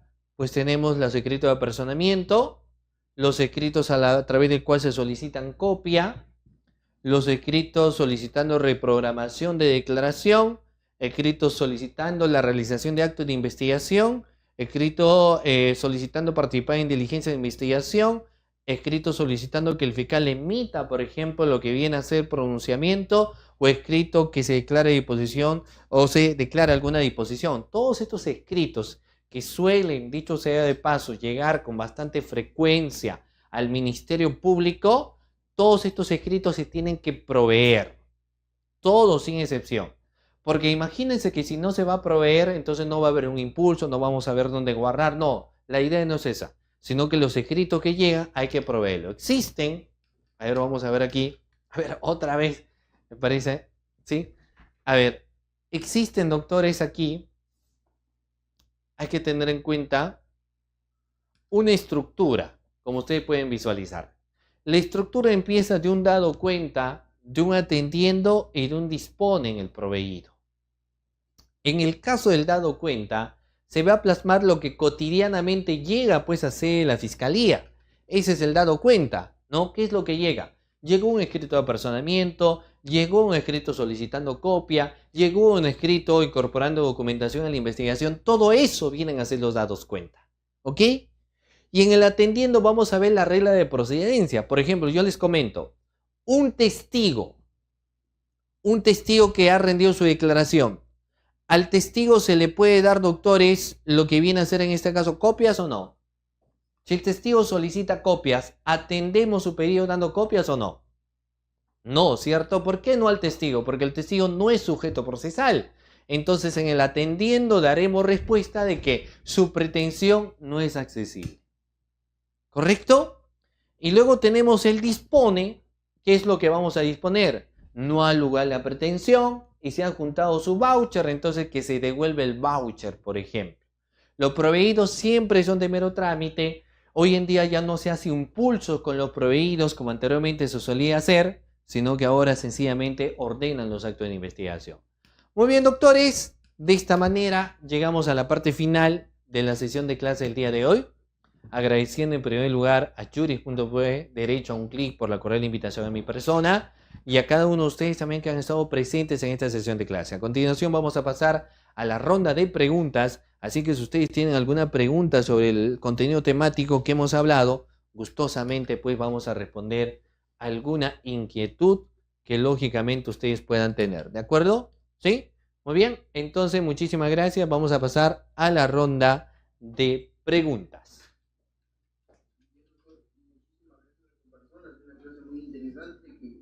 Todos hemos podido aprender.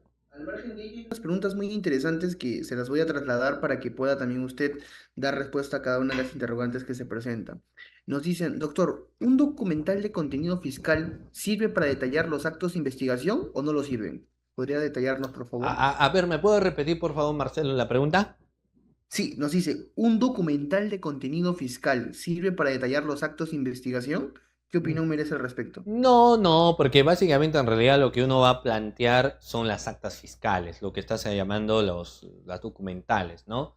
Dentro de las actas fiscales, lo que se establece es lo que se desarrolla en una diligencia. Por ejemplo, puede ser una diligencia de incautación, una diligencia de cerraje, una visita inopinada. Entonces, todo lo que desarrollamos ahí se plantea, lo que se recaba. Pero en el acta técnicamente no vamos a hacer un análisis de los medios probatorios obtenidos.